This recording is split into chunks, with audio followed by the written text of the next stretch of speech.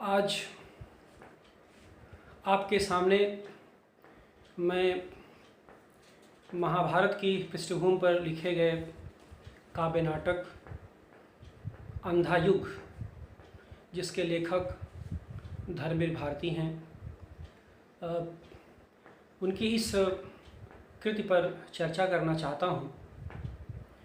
और आप सब जानते हैं कि यह काव्य नाटक महाभारत की पृष्ठभूमि पर लिखा गया है और 1954 में धर्मवीर भारती ने इसे लिखा था। तब से इसकी अनेक प्रस्तुतियाँ हुई, अनेक प्रकार की इसकी चर्चाएं हुई और देश के हर विश्वविद्यालय के पाठ्यक्रम में यह अंधा युग लगा हुआ है। इसके साथ ही यह भी बहुत महत्वपूर्ण है कि इस समय धारावाहिक के रूप में महाभारत डीडी भारती पर प्रसारित हो रहा है और उस महाभारत के बहुत सारे दर्शक हैं। और आप ये भी जानते हैं कि महाभारत एक ऐसा महाकाव्य है जो अपनी पूरी संरचना में बहुत ही लौकिक है और जिसके हर पात्र कहीं न कहीं संघर्ष और आत्मसंघर्ष दोनों की प्रक्रिया से गुजरते हुए दिखाई देते हैं। यहाँ यह बात महत्वपूर्ण है कि 18 पर्व में विभाजित जो महाभारत है, जिसे व्यास ने रचा है और जिसमें 1 लाख के आसपास श्लोक हैं, उन 18 पर्व में विभाजित इस महाभारत में जो पूरी युद्ध की यानी 10वें पर्व में जो महाभारत का युद्ध शुरू होता है और जिसे कि हम लोग भीष्म पर्व कहते हैं, तो आप देखेंगे कि 18 दिन का जो युद्ध होता है महाभारत में, उसमें जो 18वां दिन होता है और जिसमें कि दुर्योधन पराजित हो जाता है, महाभारत का युद्ध लगभग समाप्त हो जाता है। तो वह एक जो 18 दिन का युद्ध होता है महाभारत में और जिसमें कि पहले दिन ही भगवान कृष्ण अर्जुन से जब दोनों सेनाएं आमने सामने रहती हैं तो दोनों सेनाओं के मध्य जा कर के उपदेश देते हैं, जिसे आप गीता के उपदेश के रूप में जानते हैं। तो आप देखेंगे कि 18वें दिन का जो युद्ध होता है वो बहुत ही भयानक होता है और उसमें जो दुर्योधन होता है वो मारा जाता है, जाके पहले सरोवर में छिपता है, उसके बाद भीम खोजते हुए वहाँ पर पहुँचते हैं और उसकी जंघा पर गदा प्रहार करते हैं और वह मृत्यु को प्राप्त होता है। वहाँ से लेकर के जो कृष्ण के निधन तक, कृष्ण के अवसान तक की जो कथा है, उसी को धर्मवीर भारती ने अपने इस काव्य नाटक का आधार बनाया है। धर्मवीर भारती अपने समय के नई कविता के दौर के एक बहुत ही महत्वपूर्ण रचनाकार रहे हैं। आप सब जानते हैं कि गुनाहों का देवता जैसी उनकी औपन्यासिक कृति रही है। सूरज का 7वां घोड़ा उनका चर्चित उपन्यास रहा है। कविताओं में उन्होंने कनुप्रिया और 7 गीत वर्ष जैसी कृतियाँ दी। ठेले पर हिमालय नामक उनका निबंध संग्रह बहुत ही ख्यात रहा है, बड़ी चर्चा उसकी रही। सिद्ध साहित्य पर उन्होंने काम किया और इसके साथ साथ वे इलाहाबाद से जब मुंबई गए तो वहाँ पर धर्म युग का संपादन भी किया। तो ये जो उनकी यश वार्धक्य के लिए जो इतनी सारी कृतियाँ हैं, उसमें जो अंधा युग है उसकी एक अलग पहचान है, क्योंकि वह कृति एक पौराणिक पृष्ठभूमि पर लिखी गई है। महाभारत का जो आख्यान था उसको आधार बना करके लिखी गई है और जिसके बारे में कहा जाता है कि वह उसका एक रेसा आधुनिक है। यद्यपि जो पृष्ठभूमि है वह माइथोलॉजी की है पुराण की है, लेकिन उसका जो रेशा रेशा बहुत ही आधुनिक है, क्योंकि वह कृति द्वितीय विश्व युद्ध की पृष्ठभूमि पर लिखी गई है। और युद्ध की जो विभीषिका होती है वो क्या होती है, यह आप भली भांति जानते हैं। जैसे कि इस समय आप देखें, युद्ध तो नहीं है, लेकिन कोरोना को लेकर के जो महामारी की विभीषिका है उसमें दुनिया कैसे बदलती है और एक संवेदनशील लेखक किस तरह से सोचता है,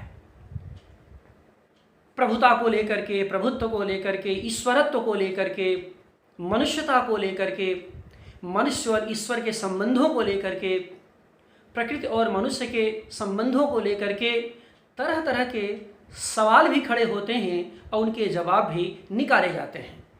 और असल में जब कोई भी ऐसा वैश्विक संकट आता है तो लेखक की जो संवेदनशीलता होती है, उसका जो रचनात्मक औदात्य होता है, वही उन जो पूरी स्थितियां होती हैं उनको एक तरह का संघनित स्वर देता है। तो आप कह सकते हैं कि धर्मवीर भारती का जो यह काव्य नाटक है, यह उस समय में नई कविता के दौर में जो एक वैश्विक संकट था और उसके साथ साथ जो स्वाधीन भारत का उभरता हुआ संकट था, जिसमें कि कुछ स्वप्न थे, कुछ आकांक्षाएं थीं और कुछ उनके टूटने का दर्द भी था, लेकिन इन सब के बावजूद मनुष्यता को बचाने की भी एक अदम्य आकांक्षा थी। तो कैसे उसको बचाया जाए, कैसे उसको रचा जाए, धर्म भारती के इस कृति के पीछे का जो बुनियादी चिंतन है वह कहीं न कहीं इसके आसपास घूमता है। और चूंकि महाभारत की पृष्ठभूमि रही है, उसका भी एक हिस्सा उन्होंने लिया है जो बहुत ही महत्वपूर्ण हिस्सा था। तो ऐसी स्थिति में इस कृति को लेकर के तरह तरह के विवाद भी हुए, तरह तरह की चर्चाएं भी हुई, तरह तरह की असहमतियां हुई, जिनको कि इस व्याख्यान में आगे जिनका मैं जिक्र करूंगा। आप ये भी जानते हैं कि जब महाभारत आता है कि पृष्ठभूमि की बात आती है तो महाभारत अपने आप में एक महान ग्रंथ तो है ही, और उस महान ग्रंथ के दायरे में अगर आप देखेंगे तो कहीं न कहीं उसकी जो भव्य विरासत है उसका एहसास भी हमें होता है। इसी कारण उसके बारे में कहा जाता है कि यदि इहास्ति तदन्यत्र यन्ने हास्ति न तद क्वचित। अब ये महाभारत के बारे में कहा जाता है कि यदि इहास्ति तदन्यत्र, जो यहाँ है, यदि इहास्ति जो यहाँ है वही अन्यत्र है, यन्ने हास्ति न तद क्वचित, जो यहाँ नहीं है वह कहीं नहीं है। इसी को हम लोग एक सामान्य भाषा में कहते हैं कि यन्न भारते य न भारते तन्न भारते त न भारते, जो महाभारत में नहीं है वह कहीं नहीं है। तो आप देखेंगे कि यह जो पूरा के पूरा काव्य नाटक है, यह इसके जो केंद्रीय चरित्र हैं वह कृष्ण हैं, और महाभारत काल की जो बुनियादी चिंता है वह भी धर्मवीर भारती की चिंता भी है, वही धर्मवीर भारती की चिंता भी रही है, और कहीं न कहीं वही आज के समय की हमारी चिंता भी रहती। वो क्या है? महाभारतकार बहुत कुछ लिखते हैं, बहुत कुछ बात करते हैं, लेकिन इस बात पर भी कहीं न कहीं उनको एक एहसास है जिसको कि धर्मवीर भारती ने बहुत ही मजबूती से और बड़ी संवेदनशील तरीके से उठाया है।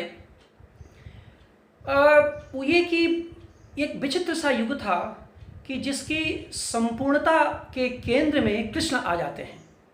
यानी आप देखिए कि यह एक ऐसी संस्कृति, एक ऐसी सभ्यता, एक ऐसा समाज जिसके केंद्र में एक चरित्र हो, एक व्यक्ति हो और समस्त मानव जात उसके इर्द गिर्द घूम रही हो।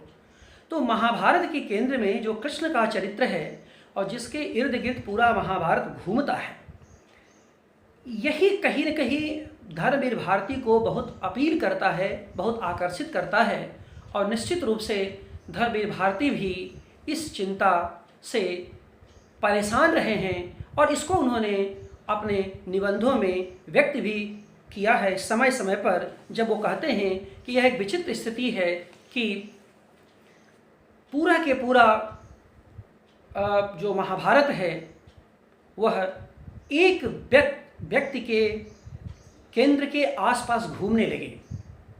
आज आप देखें 2020 में भी आपको यह स्थितियां दिखाई देंगी, जब पूरी सभ्यता या कोई एक देश एक खास व्यक्ति के इर्द गिर्द घूमने लगता है। उसकी इच्छा ही देश की इच्छा हो जाती है, उसकी सफलता ही देश की सफलता हो जाती है, उसकी विफलता ही देश की विफलता हो जाती है। यह असल में संकट के दौर के भीतर से एक स्वाभाविक जो नेतृत्व उभर करके आता है, उसके कारण ऐसी स्थिति उत्पन्न होती है। अब सवाल यह है कि अगर नेतृत्व सकारात्मक सोच रखता है तो देश भी सकारात्मक दिशा में अग्रसर होता है।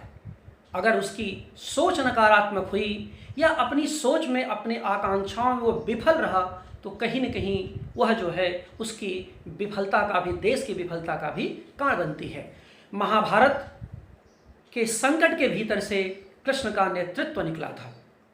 द्वितीय विश्व युद्ध के बाद जो भारत की स्थिति बनी थी, आप उसे ठेठ भारतीय संदर्भ में देखें तो वह एक नेहरू युग था। जो देश का जो संकट था द्वितीय विश्व युद्ध के बाद, जो आर्थिक, राजनीतिक और सामाजिक संकट था, उसके भीतर से नेहरू का नेतृत्व उभर करके आया था। और इसी प्रकार से आप देखेंगे कि आगे चल करके लगातार हर संकट के समय में हर देश में कोई न कोई नेतृत्व उभर करके आता है, जिसकी तरफ हम सफलता के लिए देखते हैं और निश्चित रूप से सफलता और विफलता को लेकर के वह नेतृत्व जिम्मेदार होता है। तो यह पूरी जो पृष्ठभूमि है संक्षेप में मैंने आपके सामने रखी कि संकट के भीतर किस तरह से नेतृत्व की आकांक्षा जगती है और कैसे उस आकांक्षा का संघनित रूप अंधा युग है, यह काव्य नाटक है। अब जो छात्र पढ़े हैं, जो लोग जानते हैं, वो जानते हैं कि अंधा युग 5 अंगों में विभाजित एक काव्य नाटक है, जिसमें कि कौरव नगरी है, पशु का उदय है, अश्वत्थामा का अर्ध सत्य है, गांधारी का श्राप है और विजय एक क्रमिक आत्महत्या। ये 5 अंकों में यह पूरा जो काव्य नाटक वो विभाजित है और जिसमें कि आरंभ में एक स्थापना है जो बड़ी महत्वपूर्ण है और उस स्थापना में ही आपको संघर्ष की दिशा मिलती हुई दिखाई देती है और यह पता चल जाता है कि इसकी दिशा क्या है। समापन में भी आप देखेंगे प्रभु की मृत्यु है, जिसमें कि जरा नामक व्याध के माध्यम से कृष्ण को बाण लगता है और वो अपना जीवन त्याग देते हैं। रोचक बात यह है कि इस पूरे काव्य नाटक के बीच में एक अंतराल है, पंख, पहिए और पटरियां नाम से, जिस पर कि कथा की गति को रोक करके कथा को बढ़ाया जाता है, जो सर्वथा रंगमंच के अनुकूल है या रंगमंच के हिसाब से इस काव्य नाटक को जब लिखा जा रहा था तो उसमें इस तरह के प्रयोग की ज़रूरत थी। तो ये सब सारी चीज़ें हैं और इसके रंगमंचीयता को लेकर के, इसके शिल्प कौशल को लेकर के आगे कभी मैं बात करूँगा। आज जब अंधा युग पर मैं बात कर रहा हूँ तो अंधा युग की जो अर्थवत्ता है, उसका जो महत्व है और उसकी पाठ विधियाँ हैं, तो मेरे सामने, क्योंकि व्याख्यान बहुत लंबा न हो, इस कारण से मैं अपने सामने जो लक्ष्य रख के चल रहा हूँ कि अंधा युग की जो अर्थवत्ता क्या है, उसका महत्व क्या है, उसकी पाठ विधियाँ क्या हैं, कैसे उसको एक पाठ के रूप में हम खोलें, कैसे समझने की कोशिश करें या किस तरह से लोगों ने उसको समझने की कोशिश की है। आप इसकी स्थापना में ही देखिए कि जो वाक्य है वो युद्धोपरांत यह अंधा युग अवतरित हुआ जिसमें स्थितियां, मनोवृत्तियां, आत्माएं सब विकृत हैं। अब युद्धोपरांत, युद्ध के उपरांत यह अंधा युग अवतरित हुआ।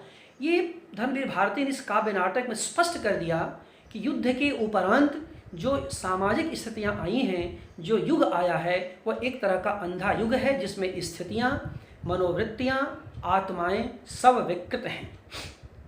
इसी के साथ लेकिन ये भी कहते हैं कि निराशा तो है, लेकिन आशा की उम्मीद भी है, और आशा की यह उम्मीद कहीं और नहीं बल्कि कृष्ण के भीतर है। वो कहते भी हैं कि सिर्फ कृष्ण में है साहस सुलझाने का, वह है भविष्य का रक्षक, वह है अनाशक्त, पर शेष अधिकतर हैं अंधे, पथभ्रष्ट आत्महारा विगलित, अपने अंतर की अंध गुफाओं के वासी। यहाँ आप देखेंगे कि कृष्ण को लेकर के जो उम्मीदें रोशनी है, उसमें कहते हैं वह है भविष्य का रक्षक, वह है अनाशक्त। अब इसमें आपको एक मार्ग दिखाई देगा कि जो अनाशक्त होगा वही भविष्य का रक्षक हो सकता है, भविष्य की रक्षा का दायित्व भी उसी के कंधों पर है।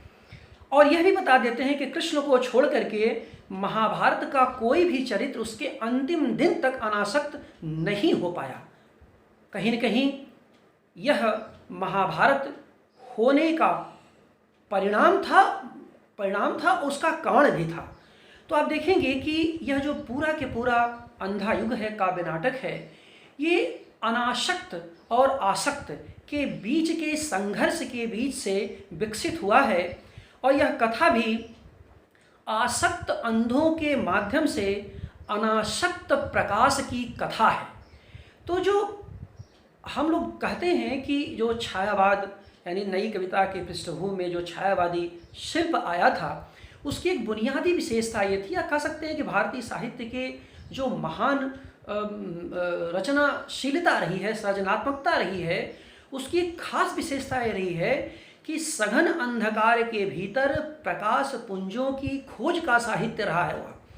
और ऐसी स्थिति में मैं समझता हूँ कि जब अंधा युग को उस पृष्ठभूमि में समझते हैं तो यह भी अंधकार के भीतर अनासक्त प्रकाश के खोज की कथा, यानी आसक्त अंधकार के भीतर अनासक्त प्रकाश के खोज की कथा है। और असल में इसी के भीतर, यहीं पर कहीं न कहीं एक तरह का अवसाद के भीतर उम्मीद की किरण भी दिखाई देती है। अपनी इसी विशिष्टता के कारण यह काव्य नाटक भी अपने शिल्प और बनावट में विशिष्ट हो जाता है। ये इतना ही नहीं, यह शुरू से लेकर के आखिर तक यानी कृष्ण के मृत्यु तक आपको यह सब दिखाई देगा। और इतना ही नहीं कि जब अंत में प्रभु की मृत्यु की चर्चा करते हैं धर्मवीर भारती, तो वहाँ भी बार बार कहते हैं कि जो अंधा युग आ रहा है वह ऐसा नहीं है कि इसमें सारा के सारा अंग निष्क्रिय रहेगा या सारा के सारा अचानक सक्रिय हो जाएगा। वो कहते हैं कि एक अंश, यानी देखिए कि व्यक्ति का यानी मनुष्यता का जो एक अंश है वह निष्क्रिय रहेगा, आत्मघाती रहेगा, विगलित रहेगा। यानी निष्क्रिय रहेगा, आत्मघाती रहेगा, विगलित रहेगा। और यह जो कैसे रहेगा इसके बारे में अश्वत्थामा, युत्स और संजय का उदाहरण देते हुए धर्मवीर भारती इसकी विस्तार से व्याख्या करते हैं, जिसका यहाँ पर अवकाश नहीं है। लेकिन इसी के साथ एक दूसरा पक्ष भी है कि सक्रियता भी बनी रहेगी। दूसरे अंश को क्या है, कौन सा सक्रियता बनी रहेगी? मर्यादा युक्त आचरण होगा, निर्भयता होगी। यानी जहाँ पर आचरण मर्यादा युक्त होगा, जहाँ पर निर्भयता होगी, वहाँ पर सक्रियता भी बनी रहेगी। तो यानी अंधकार रूप में आत्मघात होगा, निष्क्रियता होगी, लेकिन तेजस्वी प्रकाश के रूप में मर्यादा होगी, आचरण होंगे, मूल्य होगी और निर्भयता होगी। तो यहाँ से जो निष्कर्ष निकलता है, जो मैं समझ पाता हूँ, वो निष्कर्ष ये है कि अंधा युग ध्वंस की भूमि पर नूतन निर्माण की कृति है। और हर अंधे युग में, यानी किसी भी युग का अंधा युग है, हर अंधे युग में अगर ध्वंस की स्थितियाँ रहती हैं तो उसके भीतर से निर्माण की नूतन संभावनाओं का संचार भी होता रहता है। कहाँ? मनुष्य की साहसिकता में, उसकी स्वतंत्रता में और उसके नूतन सर्जनात्मकता में। तो आप देखेंगे कि जो प्रकाश है, जो आकांक्षा है, जो भविष्य है, वह मनुष्य की साहसिकता में, और धर्मवीर भारती इसको बार बार कहते हैं कि यह साहसिकता भी अंधे युग में मौजूद रहेगी। ज़रूरत है उसको रेखांकित करने की, उसको पहचानने की, उसकी शिनाख्त करने की। तो जो, और तभी इसके भीतर से नूतन सृजन होगा, अर्थात सृजन की जो नवीनता होगी, जो नवोन्मेष होगा, वह कहीं न कहीं इसके भीतर से ही निकलेगा। आज हम जिस वैश्विक महामारी के दौर से, कोरोना महामारी से गुजर रहे हैं, उसमें एक बात आप लोग भी देख रहे होंगे कि हमारा जो लेखन है, न केवल हिंदी साहित्य में, उर्दू से लेकर के समस्त भारतीय भाषाओं में इस समय बहुत सक्रिय है। कई बार उसको उपहास का भी कारण बनना पड़ता है, कई बार लोग हंसी मजाक, हंसी ठिठोली के दायरे में उसको हल्के में लेते हैं। लेकिन आप यह न भूलें कि मनुष्य की यही सर्जनात्मकता, यही उसकी साहसिक सर्जनात्मकता आगे इस समाज के, इस कठिन समाज और सांस्कृतिक चिंताओं के भीतर से रोशनी की नई किरण विकसित करेगी और आगे आने वाला भविष्य कहीं न कहीं आज के संवेदनशील मनुष्य के चिंतन के भीतर से विकसित होगा। यह आगे आने वाला समय बताएगा। और मैं इसलिए कह रहा हूँ कि भारतीय साहित्य, संस्कृति और सभ्यता की यही परंपरा है और यही महाभारत हमें शिक्षा देता है। महाभारत से हमें यही पहचान मिलती है। तो आप देखेंगे कि जो विकृत नहीं होगा, जो आज निष्क्रिय नहीं होगा, जो आज आत्मघाती नहीं होगा और जो आज अंधा नहीं होगा, यानी जो अंधा नहीं होगा, जो विकृत नहीं होगा, जो आत्मघाती नहीं होगा, जो निष्क्रिय नहीं होगा, वही कहीं न कहीं से तमाम निष्क्रिय व भयकारी स्थितियों के बीच सक्रियता का संचार करेगा और यही मानवीय सभ्यता के उस अभय का कारण बनेगा जो गांधी के मूल्यों का आधार था और जो गांधी की विरासत के रूप में हमारे बीच आज मौजूद, कहीं न कहीं मौजूद है। तो आप देखेंगे कि यह जो द्वितीय विश्व युद्ध की पृष्ठभूमि पर जो यह कृति लिखी गई है, वह इस कारण से, इसका जो मूल्यगत आधार था कि क्यों इस कृति को हम पढ़ें, इसकी पहचान क्या है। और आज के समय में इसको लेकर के अगर मैं आपके बीच आया हूँ तो किस रूप में लेके आया हूँ, मैं कैसे इसको समझाऊँ, कैसे मैं अपने पाठकों से, अपने दर्शकों से, जो सहृदय समाज है उनको कैसे समझाऊं, कैसे बताऊं कि यह क्यों समझना हमारे लिए ज़रूरी है। खास करके जो नई पीढ़ी है, जो सृजनात्मक है, जो नए तरीके से सोच रही है, लिख रही है, पढ़ रही है। इसमें खास बात यह है कि आप देखेंगे कि दो चरित्रों का चुनाव, बहुत सारे चरित्र हैं, आप जानते हैं महाभारत के, गांधारी हैं, युधिष्ठिर हैं, कृष्ण हैं, दुर्योधन हैं, अर्जुन हैं, से लेकर के युत्स हैं, कृपाचार्य हैं, भीष्म हैं, कृतवर्मा हैं, आप समझ सकते हैं कि विदुर हैं। ये सब सारे जो चरित्र हैं, कर्ण है, ये सब सारे चरित्र हैं जिससे आप बखूबी परिचित हैं।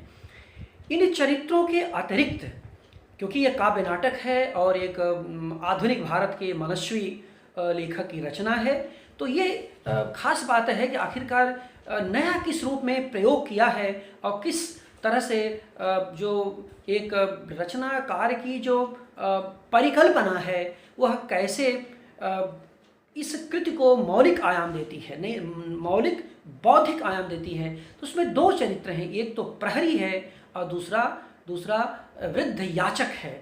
जो ज्योतिषी है वही वृद्ध याचक है। बाद में मृत्यु के बाद जब अश्वत्थामा उसकी हत्या करता है तो वही असल में जरा होता है और उस जरा नामक व्याध होता है और वहीं कृष्ण की हत्या भी करता है। अंततः ये कोई और नहीं है, अंततः अपनी कल्पना शक्ति से धनवीर भारती ने व्यास की उपस्थिति को भी दर्ज करने की कोशिश की है। और एक व्यास की पूरे काव्यकृत में, पूरे काव्य नाटक में व्यास कहीं न कहीं किस रूप में उपस्थित हैं यह भी बताने की उन्होंने कोशिश की है। इसमें जो प्रहरी हैं यह रचनाकार की मौलिक परिकल्पना है। जैसे आप जानते हैं कि राज दरबार में बहुत कुछ हो रहा है, लेकिन जो प्रहरी हैं वो बार बार कहते हैं कि हम जैसे पहले थे वैसे अब भी हैं। तो ये बताना चाहते हैं कि सत्ताएं आपस में चाहे जो संघर्ष करती रहें, लेकिन जो दबा समाज होता है, जो उपेक्षित समाज होता है, उसकी चिंता कोई नहीं करता। आज के संदर्भ से भी और स्वाधीन भारत के संदर्भ में पिछले 70 वर्षों के संदर्भ में भी आप इसको सोचिएगा तो इसके परिणाम आपको दिखाई देंगे कि सत्ताएं आपस में जितनी बड़ी बड़ी बातें करें, चाहे जितना बड़ा उनका सत्ताओं का आपस में संघर्ष होता हो, लेकिन यह सच है कि जो निम्न वर्ग के लोग होते हैं उन्हें भारती ने प्रहरी के रूप में चित्र किया है, उनकी स्थितियों में बहुत परिवर्तन नहीं होता, लेकिन वह सत्ता व व्यवस्था और उस समय की संस्कृति के सबसे बड़े पर्यवेक्षक होते हैं। तो जो प्रहरी बात करते हैं, इसमें पहले अंक से लेकर दूसरे अंक में खास करके जो बात करते हैं, उनकी बातचीत में हस्तिनापुर का, कुरुक्षेत्र का, कौरव और पांडवों के बीच के युद्ध का, कहते हैं कि धर्म और अधर्म के भीतर का जो रहस्य होता है उसका पता चलता है जब वो टिप्पणियाँ करते रहते हैं। और ख़ास बात यह है वो बार बार ये कहते रहते हैं कि भाई चाहे जो हो, लेकिन मेरे ऊपर तो कोई फर्क नहीं पड़ना है, अभी हस्तिनापुर में कौरव हैं, कल को पांडव बैठ जाएं। यानी सत्ता व्यवस्था की सारी क्रियाशीलता के बावजूद जो समाज का निम्न वर्ग है वो क्यों उदासीन रहता है, यह कृत भी सोचने के लिए विवश करती है बार बार। इसी के साथ आप याचक को देखें जो वृद्ध ज्योतिषी था, वह एक तरफ दुर्योधन को बताता है, भविष्यवाणी करता है कि वह विजयी होगा, लेकिन अचानक जब कृष्ण का उदय होता है, कृष्ण की उपस्थिति बनती है, तो वह भी हतप्रभ रह जाता है और उसको लगता है कि जो भी मैंने दुर्योधन को विजय होने का आशीर्वाद दिया था वो बेकार था, वह अर्थहीन हो जाएगा। क्यों? क्योंकि कृष्ण एक अनासक्त चरित्र के रूप में हमारे सामने आते हैं। तो जो वृद्ध याचक के माध्यम से कृष्ण के अनासक्त चरित्र को बताने की जो चर्चा की गई है, बताने की जो कोशिश की गई है, वो ज़बरदस्त है और उसका जो संदेश है वो हमारे लिए बहुत ही महत्वपूर्ण है। वो एक जगह धनी भारती लिखते हैं उस वृद्ध याचक के माध्यम से, जो कहता है कि जब कोई भी मनुष्य अनासक्त होकर चुनौती देता है इतिहास को, उस दिन नक्षत्रों की दिशा बदल जाती है, नियति नहीं है पूर्व निर्धारित, उसको हर क्षण मानव निर्णय बनाता मिटाता है। अब यह जो संदेश है कि नियति नहीं है पूर्व निर्धारित, उसको हर क्षण मानव निर्णय बनाता मिटाता है। ये देखिए, जिसे हम लोग भाग्यवादी कहते हैं, जिसे हम नियतिवादी कहते हैं, उसका प्रत्याख्यान है। और यह एक वाक्य इस काव्य नाटक का ऐसा है जो कि निर्णायक होता है और जो कि मनुष्य की जिजीविषा का आधार भी होता है और उसका आधेय भी होता है कि नियति नहीं है पूर्व निर्धारित। और यह वह व्यक्ति कह रहा है जो कभी कौरवों के सफलता का सपना देखा था। तो आप देखेंगे कि ये जो मानव निर्णय का हस्तक्षेप होता है, यही असल में प्रकाश का कारण होता है, यही नेतृत्व का कारण होता है, यही यश का कारण होता है। और इसके लिए जो बुनियादी विशेषता होती है वह अनासक्त होने की होती है, यानी उसके गुणों में जो बहुत सारे गुण होते हैं, एक गुण उसके अनासक्त का भी होना ज़रूरी है। और जाहिर सी बात है कि जो अनासक्त हो करके जो नेतृत्व उभरेगा तो उसमें आस्था होगी, लेकिन विफलता अगर होगी तो अनास्था भी होगी। वह नेतृत्व जो उभर के आएगा तो जनता के प्यार का भी आधार बनेगा और जनता के नफ़रत का भी। कई बार जनता उसको दुत्कारेगी, कई बार जनता उसको हेय दृष्टि से भी देखेगी। तो लेकिन नेतृत्व की जो बड़ी भूख होती है, जो बड़ी विशेषता होती है, वह होती है कि वह यश और अपयश से परे जाता है, और यश और अपयश से परे जाकर के मनुष्य की मुक्ति का विधान करता है। कृष्ण के माध्यम से धर्मवीर भारती मनुष्य के इसी मुक्ति का विधान करने की कोशिश करते हैं, और कहीं न कहीं यह जो स्थिति आती है, यही अंधा युग का के निर्णायक मोड़ होता है। और जब गांधारी बहुत दुत्कारती है कृष्ण को, तो विदुर के माध्यम से धर्मवीर भारती ने जो कहलवाया है कि वह कृष्ण के लिए कहलवाया है कि यह कटु निराशा की उद्धत अनास्था है। क्षमा करो प्रभु, यह कटु अनास्था भी अपने चरणों में स्वीकार करो। आस्था तुम लेते हो, लेगा अनास्था कौन। एक बार मैं बता दूं कि जब मैं अंधा युग अपने छात्रों को पढ़ाता हूं, तो पहले ही दिन इस वाक्य को बहुत उद्धृत करता हूं। यह वाक्य मुझे बहुत प्रिय है कि आस्था तुम लेते हो तो लेगा अनास्था कौन। और इससे ये स्पष्ट होता है कि धर्मवीर भारती जिस नेतृत्व को गढ़ते हैं कृष्ण के माध्यम से, उस नेतृत्व की विलक्षणता हर युग में जरूरी होती है, और वह बनी भी रहती है।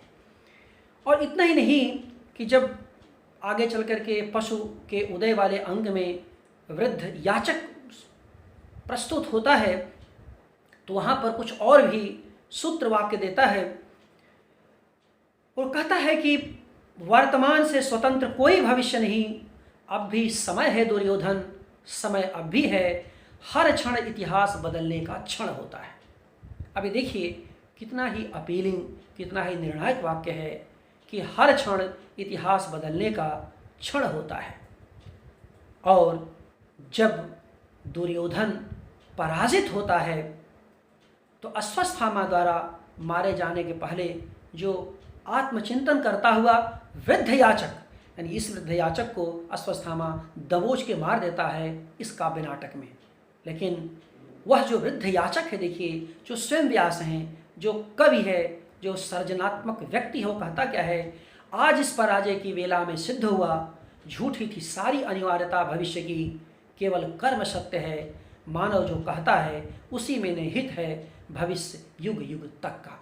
तो ये जो मानव जो कहता है, मानव जो कृत्य है, जो मानव चिंतन करता है, जो अनासक्त हो करके जिस भूमिका में सामने आता है, वह असल में बहुत ही निर्णायक होता है। तो ये जो अभी तक जो मैंने आपको बताया, वह अंधायुग नामक जो काव्य नाटक है, उसकी जो प्रमुख विशेषताएं क्या थीं, और कह सकते हैं कि कैसे उस तक पहुंचा जाए। अब आगे मैं कुछ इस पर बात करना चाहता हूं कि इसकी पाठ विधियां क्या हैं, उस टेक्स्ट को हम कैसे खोलें, किस तरह से उसको पढ़ा जाए।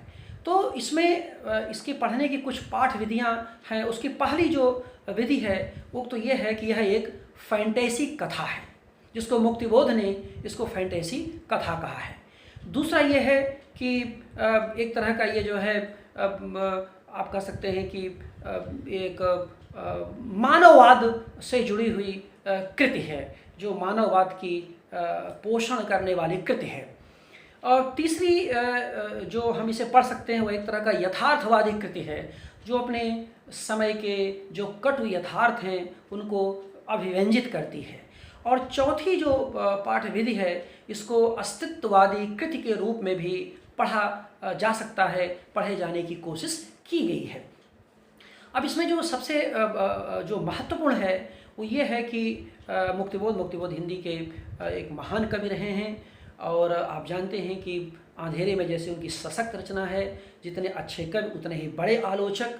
तो मुक्तिबोध ने कामायनी का मूल्यांकन करने के साथ ही, और जिसको कामायनी को एक तरह का रोमांटिक कृति घोषित किया है, तो कामायनी का मूल्यांकन करते उन्होंने अंधा युग की समीक्षा भी की है, और ये बड़ी ही शानदार समीक्षा रही है, जिसमें कि वे जो इसकी व्याख्या करते हुए वो इस बात को कहते हैं, दर्ज करते हैं कि यह शोक और संघर्ष के बीच सामान्य मनुष्य की नियति कथा है। इसको इस रूप में वह मुक्तिबोध इसको व्यक्त करते हैं। तो वो जब ये सामान्य मनुष्य की नियति कथा की बात वो करते हैं, तो ये कहते समय वो इसे एक तरह की सामयिक प्रासंगिकता के दायरे में इसको ऐतिहासिक महत्व की कृति भी बताते हैं। और इतना ही नहीं, वो इस बात को भी कहते हैं कि इसकी चूँकि पृष्ठभूमि पौराणिक रही है, इसलिए पौराणिक चरित्रों से उपजे यह मानसिक आघात की भी कृति है। इसमें बार बार एक तरह का मानसिक आघात मिलता है, और इस मानसिक आघात के भीतर ही परिवर्तन और नूतन सर्जनात्मकता के क्रांतिकारी विचार दिखाई देते हैं। ऐसी मुक्तिबोध की मान्यता हमने विस्तार से की समीक्षा की है।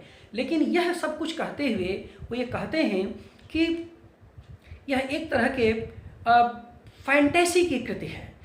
फैंटेसी कृति माने यह पौराणिक आख्यान के दायरे में कहीं न कहीं धर्मवीर भारती ने अपने निज के व्यक्तित्व को व्यक्त करने की कोशिश की है। और जब वो फैंटेसी की बात कह रहे हैं, तो आप याद रखिए कि कामायनी को भी उन्होंने एक तरह की फैंटेसी काव्य कृति कहा था, उसकी सारी ऐतिहासिकता और ऐतिहासिक प्रासंगिकता की शिनाख्त करने के बावजूद। और इसका एक आधार ये बनाते हैं कि असल में जो ज्ञानात्मक संवेदन है उससे धर्मवीर भारती जुड़ नहीं पाते, और इसी कारण से इसकी फैंटेसी कृति के पीछे मुक्तिबोध का जो रोमांटिक विश्लेषण है वह जिम्मेदार है। और वह कहीं न कहीं इस बात को बताते हैं कि जो अंधा युग में जो समय बोध है वह रैखिक न होकर के चक्री है। मानी वह कोई भी कृति रोमांटिक होगी जिसका समय जो बोध होगा वह रैखिक न होकर के चक्री होगा। और इस पर बहुत ही डिबेट हुआ है, और पश्चिम ने तो इसी आधार पर जो औपनिवेशिक बौद्धिक थे उन्होंने भारत को एक तरह का चक्रीय कालबोध के भीतर से देखते हुए ये बताया कि भारतीय आधुनिक नहीं हो सकते, भारतीय एडवांस नहीं कर सकते, जबकि पश्चिम का जो लैटरल टाइम स्पेस है वह उसको बहुत ही एडवांसमेंट की दिशा में ले जाता है, उसको आगे बढ़ने की कोशिश कराता है। ये बहुत इस पर बड़ा डिबेट हुआ है। लेकिन अगर देखा जाए तो वो कहते हैं कि कहीं न कहीं यह जो आधार बनता है कि फैंटेसी का, कहते हैं कि असल में ये इसका जो समय बोध है वो एक तरह का चक्री व्यवस्था के भीतर है। और इतना ही नहीं, यह जो मुक्तिबोध के पास जो स्थिति, वो कहते हैं कि वे नैतिक पतन की बात तो करते हैं, मानसिक आघात की बात तो करते हैं, यानी धर्मवीर भारती, लेकिन इसके कारणों की, इसके सामाजिक कारणों की पड़ताल नहीं करती। ये उनकी आपत्ति थी। मुक्तिबोध बड़े लेखक रहे हैं, उनकी यह स्थापना जाहिर सी बात है कि बहुत पहले की है, बहुत बार इस पर बहसें हुई हैं। लेकिन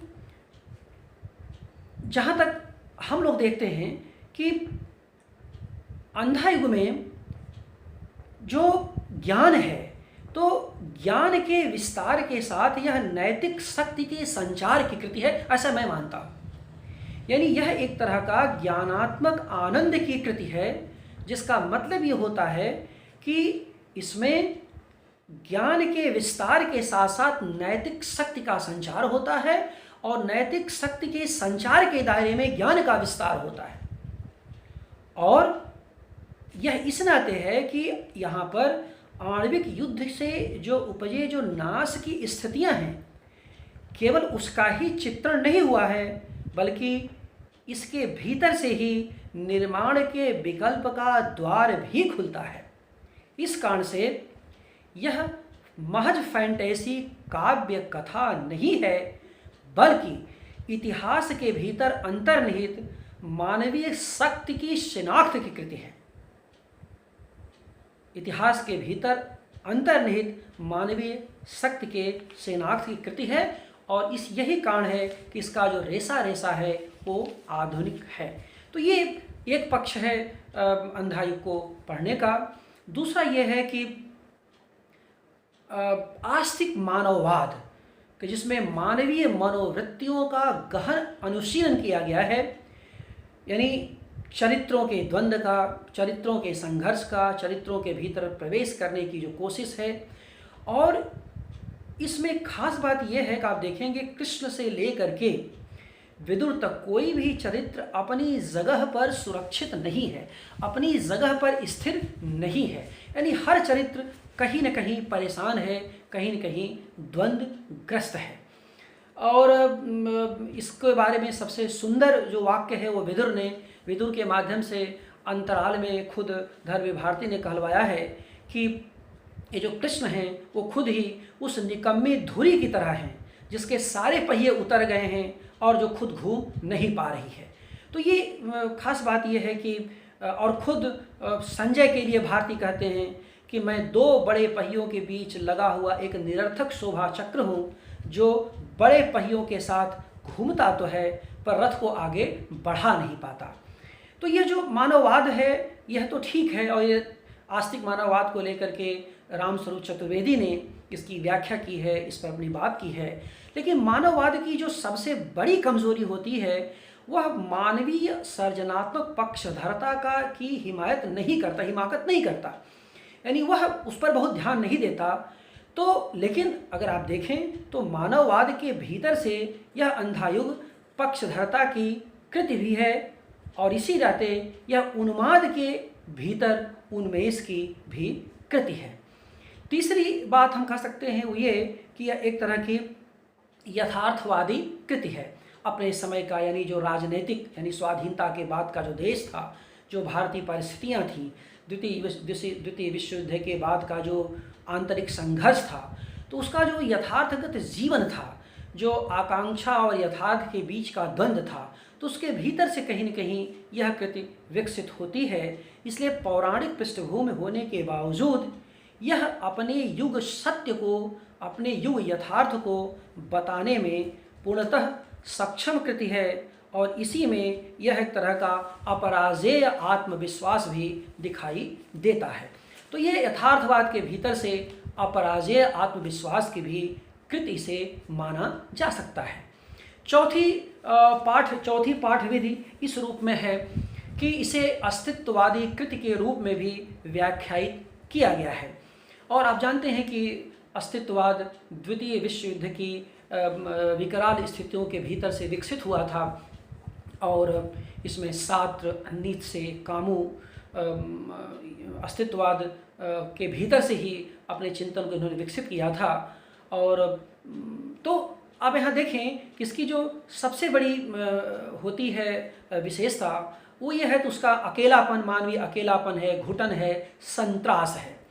और अंधा युग में देखेंगे कि जो यूथ्स है वह खुद आत्मघाती है, आत्महत्या कर लेता है और यह एक तरह का जैसे कहते हैं कि संवेदनशील बुद्धिजीवी की आत्महत्या करने जैसा है, क्योंकि यूथ्स महाभारत का एक विचित्र सा पात्र है जो है तो कौरव, लेकिन वह सत्य के लिए, न्याय के लिए लड़ता है पांडवों के पक्ष से। लेकिन जब युद्ध से वो लौटता है, युद्ध भूमि से लौटता है, तो उसका पूरा हस्तिनापुर में मजाक उड़ाया जाता है। स्वयं गांधारी उसे स्वीकार करने से इनकार कर देती है, बहुत खराब तरीके से बोलती है और इसी कारण से वह विचलित होकर के आत्महत्या कर लेता है और इसे आत्मघात कहते हैं धर्मवीर भारती। तो ये बौद्धिक, एक चिंतनशील बुद्धिजीवी की नियत भी है यह एक तरह की, जिसमें कि वह तमाम विकराल परिस्थितियों के बीच में ईश्वर से उदासीन हो जाता है, आस्था से उदासीन हो जाता है और यही तरह तरह की उपेक्षा का कारण भी बनता है।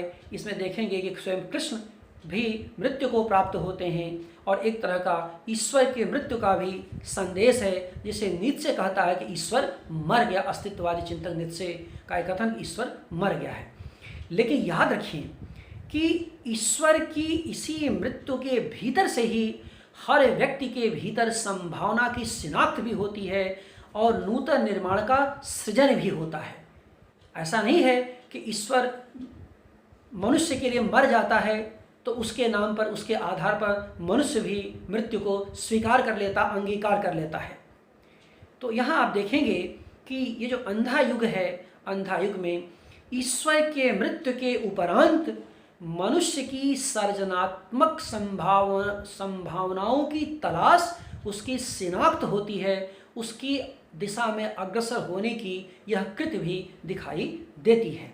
और यहीं पर जो अंधा युग होता है, दर्शन से ऊपर उठ करके आधुनिक बौद्धिक कृति के रूप में हमारे बीच दर्ज होता है, जहाँ पर कि पलायन नहीं है, एक तरह का मानवीय संघर्ष है। इस जो बातचीत हुई है, जो मैंने अभी बातचीत किया, उसके भीतर से कुछ जो निष्कर्ष विशेषताओं को निकालने की बात करते हैं, जो सूत्र वाक्य कि किस पर यह रचा गया, तो पहली बात यह है कि इसमें स्वचेतनता की अवधारणा दिखाई देती है, जिसमें कि सृष्टा की तटस्थता है, यानी बौद्धिकता है। तो ये जो स्वचेतनता की अवधारणा है इस काव्य नाटक में।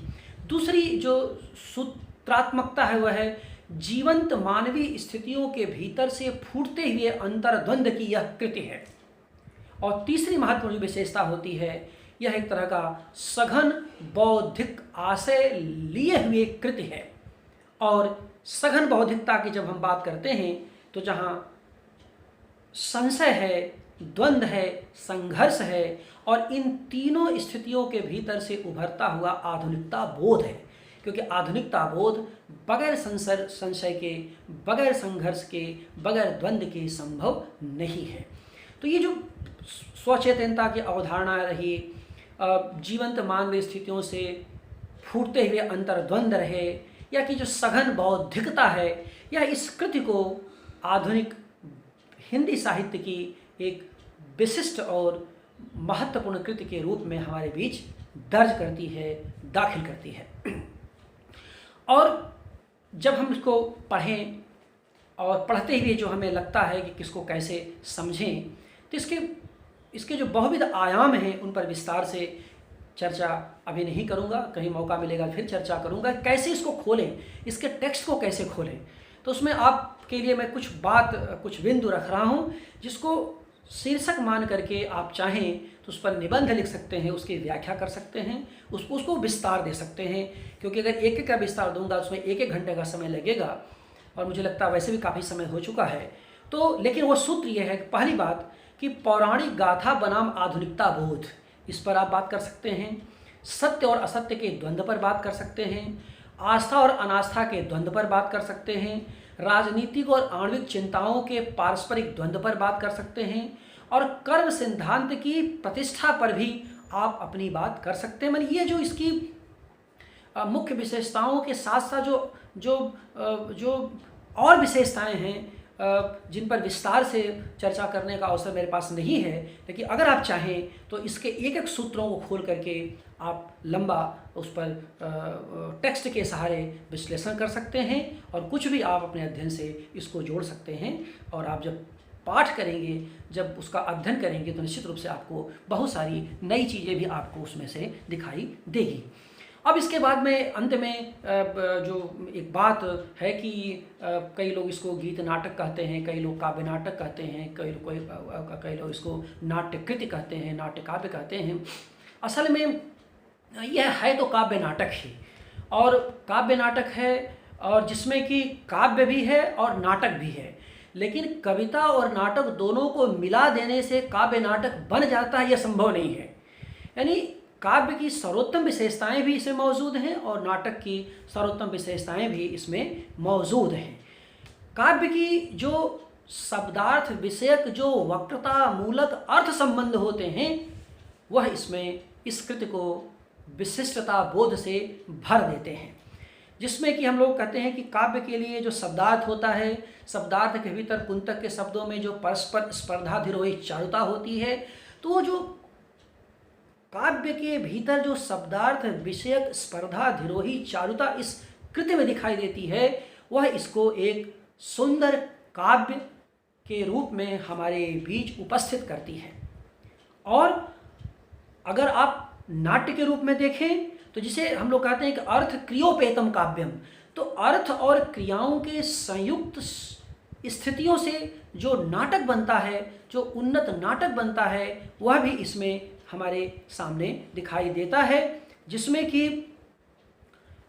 काव्य बुनियादी तौर पर विन्यस्त है और जिसके माध्यम से, जिस नाट्य स्थितियों के माध्यम से हम पात्रों और स्थितियों के बीच के संघर्ष को नाटकीय मोड़ देते हैं, नाटकीय रूप से समझने की कोशिश करते हैं। तो इसी काव्य नाटक की परंपरा में दुष्यंत कुमार का एक कंठ विस्पाई है और अज्ञेय का उत्तर प्रियदर्शी भी है, जिसका कि अध्ययन किया जा सकता है।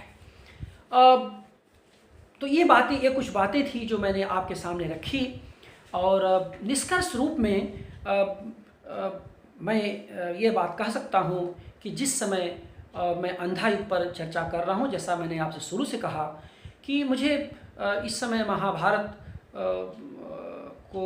का जो सीरियल आ रहा था उसको देखते हुए भी और अंधा युग को पढ़ते हुए भी मेरे मन में कुछ विचार आए और इसी कांड से संक्षेप में अपनी बातों को रखने के लिए मैं आपके बीच उपस्थित हुआ और यह बताने के लिए कि केवल यह कृति हिंदी के छात्रों के लिए, हिंदी के अध्यापकों के लिए महत्वपूर्ण नहीं है।